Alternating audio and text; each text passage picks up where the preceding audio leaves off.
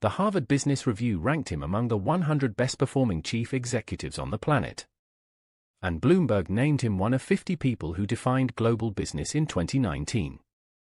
David Peterson, the former Premier of Ontario, called him among a handful of the smartest people in Canada. And yet, ask most people who he is, and you will hear silence. Jonathan Gray, the head of real estate at Blackstone, one of the largest real estate firm on earth, said this about the man. He buys high-quality, long-duration assets, be they pipelines or electric grids or large pieces of real estate. Between the combination of yield and appreciation, they generate strong returns over time. That was 2017. The man John Gray was describing had just joined the Forbes billionaires list for the first time, at age 51, with a net worth of $1.3 billion. Today, less than a decade later, that number has grown fivefold.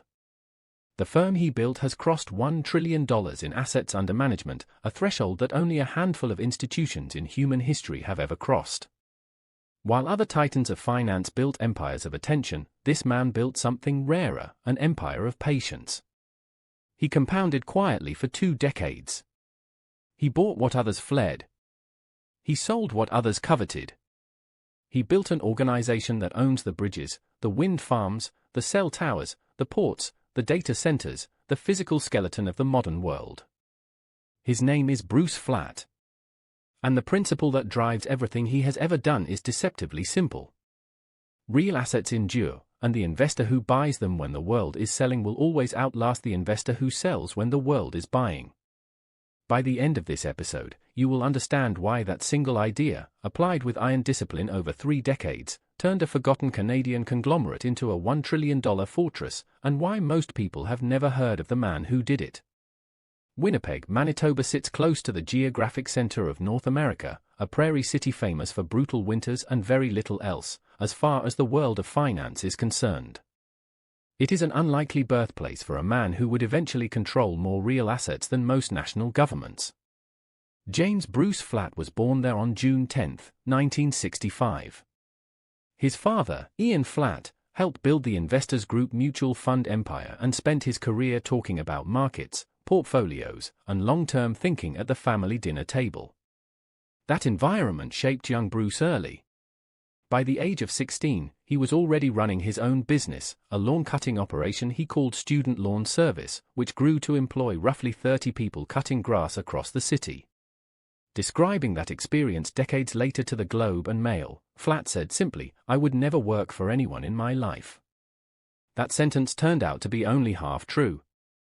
Flatt studied commerce at the University of Manitoba, graduating in 1985, and rather than returning home to invest alongside his father and brother, as he had originally planned, he took a detour into the discipline that would define his entire career, accounting. He joined Clarkson Gordon in Toronto, a firm later absorbed into Ernst & Young, and spent his early 20s learning to read a balance sheet with the kind of forensic precision that most investors never bother to acquire. It was unglamorous work. It also gave him a skill almost nobody else in the world of deal-making possessed in equal measure, the ability to see exactly where value was hiding, and exactly where debt was about to become a problem. In 1989, Flatt met Robert Harding, a senior figure within the sprawling Canadian conglomerate empire built around the Bronfman family fortune and orchestrated by a formidable operator named Jack Cockwell. Harding was struck by the intensity of the young accountant. A year later, at 25 years old, Flatt joined his International Bancorp, the financial engine room of that empire, eventually known to the world as Brascan. Brascan, at the time, was not the disciplined machine it would later become. It was a hodgepodge conglomerate holding stakes in beer, through Labatt, in baseball, through the Toronto Blue Jays, in millions of acres of timberland, and in a scattered, undervalued portfolio of office buildings. As the early 1990s recession tightened its grip on North America, that sprawling structure began to buckle under its own debt. Brascan was forced to sell off its beer business, its baseball team, and its forestry holdings simply to survive. What remained for the newest, youngest member of the investment team was the least glamorous pile of assets in the entire empire, a scattered collection of office towers, the forgotten leftovers of an earlier corporate structure, unable to raise capital in markets that had lost all patience for real estate. Nobody handed Bruce Flatt an empire.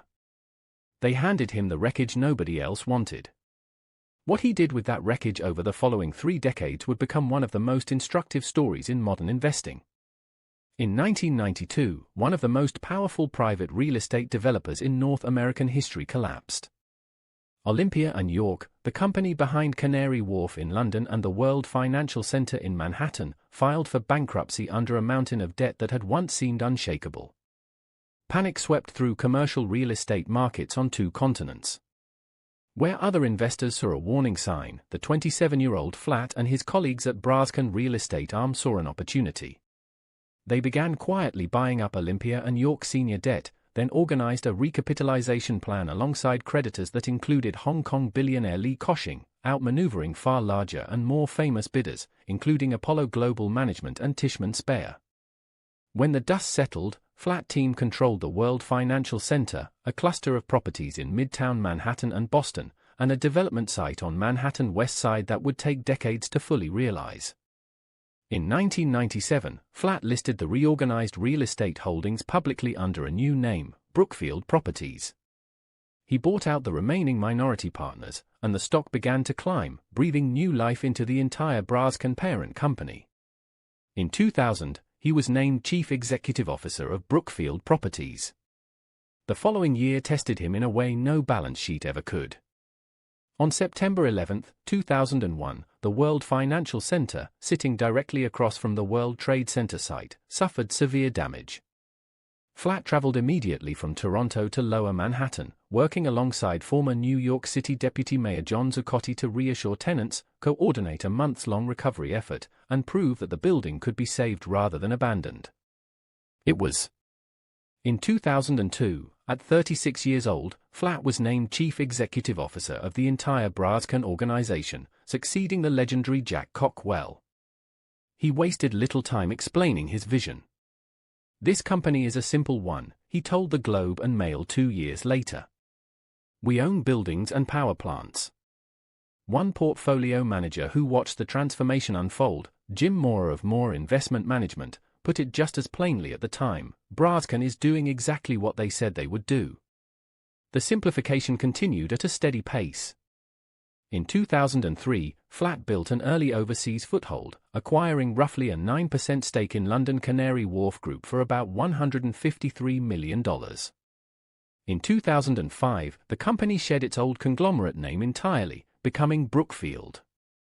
In 2006, it completed its first major infrastructure deal, purchasing a 10,000-kilometer electricity transmission network across Chile, a business almost nobody in North American finance was paying attention to at the time. Then came the financial crisis, and with it, Flatt's most famous pattern, buying aggressively into fear. As the crisis approached, Brookfield acquired Australian construction and property giant Multiplex for a bargain price of roughly $3.8 billion, a company weighed down by catastrophic cost overruns from building London Wembley Stadium. The deal delivered a global construction arm and an operating foothold in Australia. Around the same time, Brookfield spent roughly $1.1 billion acquiring a major stake in bankrupt infrastructure giant Babcock & Brown, gaining control of Britain's third-largest port operator and half interest in the largest coal export terminal on Earth, in Queensland, Australia. In 2008, the firm launched Brookfield Infrastructure Partners as its own separately listed company. The boldest move of that era came in 2009, when General Growth Properties, then the second-largest shopping mall owner in the United States, collapsed under $27 billion of debt it could not refinance, becoming the largest bankruptcy in American history at that time. Alongside hedge fund manager Bill Ackman, Pershing Square and the Fairholme Funds, Flatt committed roughly $2.625 billion as part of a $6.5 billion recapitalization plan, securing a stake of roughly 1/4 of the company. "This is one of the great real estate value opportunities available," Flatt said at the time. The bet paid off spectacularly, and the recovered mall portfolio eventually spun off an entirely new, highly profitable company, the Howard Hughes Corporation. In 2015, Brookfield led a consortium, including Qatar Sovereign Wealth Fund, to take full control of Canary Wharf Group, the very development whose original bankruptcy had launched Flatt's career 23 years earlier. In 2019, Brookfield acquired 62% of Oaktree Capital Management, the storied distressed debt firm led by Howard Marks and Bruce Karsh, combining the two firms into a platform overseeing roughly $475 billion in assets. As we continue to strategically grow Brookfield, we are thrilled to be partnering with Oaktree, Flatt said at the announcement. Brookfield later raised its stake to 68% and by 2025 moved to acquire the remaining share entirely. Step back, and the scale of the transformation becomes almost hard to believe. Assets under management grew from roughly $5 billion in the early 2000s to more than $1 trillion by 2024, a 200-fold increase within a single professional lifetime. Brookfield overall value rose by roughly 2,600% since Flatt took full control in January of 2002, compared with roughly 249% for the S&P winking and tongue-poking smiley 500 over the same stretch. According to Flatt's own account on the Knowledge Project podcast in 2025, the firm core investment strategy has compounded at close to 19% annually for 30 years. None of those numbers explain themselves. What explains them is a specific, almost stubborn way of thinking about risk, one that Flatt has repeated in nearly identical language for more than 2 decades. Brookfield-owned shareholder letters describe the framework directly. Our goal is to invest capital for our clients in opportunities which have reasonable returns even in the worst realistic scenario, with stronger returns likely in most scenarios, and excellent returns only in the best cases. The logic is almost the reverse of how popular culture imagines successful investing. Protect against the downside first, the thinking goes, and the upside has a way of taking care of itself. That discipline shapes what Brookfield actually buys. Rather than chasing speculative growth stories, the firm concentrates on real, tangible assets, office towers, toll roads, hydroelectric dams, power lines, and, increasingly, the physical data centers that quietly run the modern internet. These are the kinds of assets a modern economy simply cannot function without, regardless of which way sentiment on Wall Street happens to be swinging in a given month. As Flatt put it plainly on the Knowledge Project podcast in 2025, markets are never efficient. Prices swing on emotion far more often than on fundamentals, and Brookfield's entire strategy is built around exploiting that gap patiently, year after year, rather than trying to time it precisely. This is where the philosophy connects directly back to the sentence that opened this episode: never sell in an environment where the discipline says to buy. Time and again, from Olympia and York in 1992 to Babcock and Brown and General Growth Properties in 2008 and 2009, Flatt's biggest wins came from being a buyer of last resort precisely when fear had entered the room of other bidders. 2 structural choices make that behavior possible. First, alignment of interest. Flatt and his partners collectively hold roughly 20% of Brookfield-owned equity, with Flatt's personal stake among the largest of any single individual at the firm. When the company wins, management wins alongside outside shareholders, not through short-term bonus formulas, but through the same stock everyone else owns. Second, financing discipline. Brookfield structures debt at the level of each individual asset, non-recourse to the parent company, so that if a single investment goes badly wrong, it cannot drag down the entire firm. The approach has been summarized inside Brookfield simply as making little mistakes rather than big ones, an acknowledgement that no investor avoids mistakes entirely, only that the size of those mistakes must never threaten survival. That patience extends to how long Brookfield is willing to hold an asset. Unlike traditional private equity firms racing toward an exit within a handful of years, Brookfield permanent capital vehicles allow the firm to compound quietly for decades. In a 2026 letter to shareholders, Flatt and his successor wrote that the private equity industry itself has entered a new era, one in which, in their words, financial engineering is no longer a viable source of value creation. Roughly half of the value Brookfield has generated in its private equity investments, they noted, has come not from clever deal structuring, but from operational improvements made inside the businesses themselves, a distinction the firm considers central to its identity. It would be easy to tell this story as an unbroken streak of genius. It was not. The real test of any investment philosophy is not how it performs when markets cooperate. It is how it holds up when everything goes wrong at once, and for Bruce Flatt, that test came repeatedly. The first real crisis came before Flatt held any real power at all. In the early 1990s, the conglomerate he had just joined nearly came apart at the seams, forced to sell off its beer, baseball, and forestry holdings just to keep functioning. The real estate portfolio he inherited afterward was widely viewed as the least valuable, least fixable piece of the entire empire. Buying deeper into that wreckage, through the Olympia and York bankruptcy, was not an obviously safe move at the time. It looked, to many outside observers, like doubling down on a dying sector. It became the foundation of everything that followed. The second test was far more personal. On September 11, 2001, the World Financial Center, a building at the heart of Flatt's own real estate portfolio, was severely damaged in the attacks on Lower Manhattan. Beyond the physical destruction, Flatt faced a psychological crisis among tenants and investors who wondered whether the building, and the neighborhood around it, had a future at all.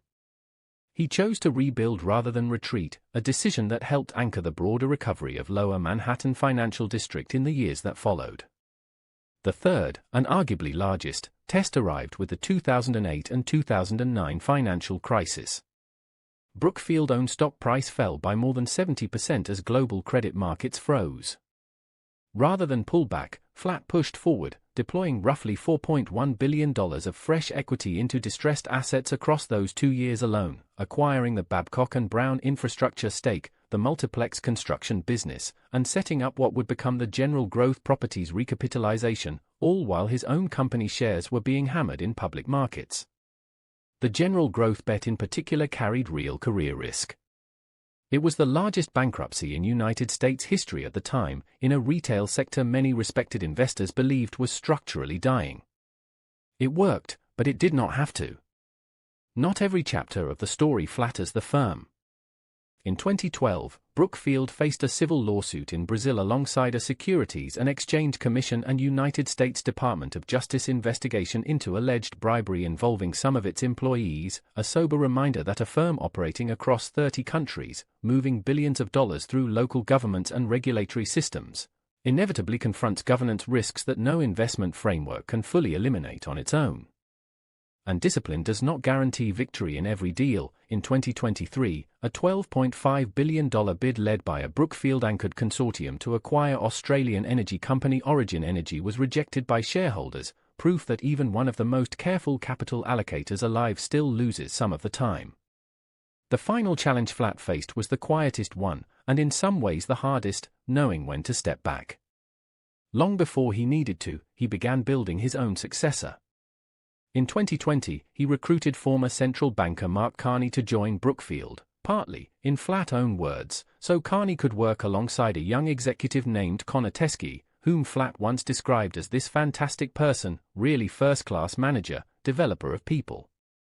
Teskey went on to run Brookfield renewable power business, then became president of the newly spun-off Brookfield Asset Management in 2022. On February 3, 2026, after a succession process Flatt himself said had been underway for 4 years, he formally stepped down as Chief Executive Officer of Brookfield Asset Management, handing the role to the 38-year-old Teskey, while remaining chairman of that company board and continuing on as Chief Executive Officer of the parent company, Brookfield Corporation. In his letter to investors, Flatt called it simply the next step in the succession process we started 4 years ago, adding that Connor is an exceptional leader who embodies Brookfield culture of collaboration, innovation, and discipline. The same patience that once taught a young accountant to buy real estate nobody else wanted eventually taught the older, wealthier version of that man to give up power nobody was forcing him to give up, on his own timeline, planned with the same care as any acquisition he ever made. The lesson from 4 decades of Bruce Flatt is not complicated, even if the balance sheet is. Genius did not build this empire. Discipline did, the discipline to buy real, necessary things exactly when panic forced everyone else to sell them, and the discipline, just as rare, to walk away at the top instead of waiting to be pushed. That, more than any balance sheet, may be the truest measure of Bruce Flatt's success.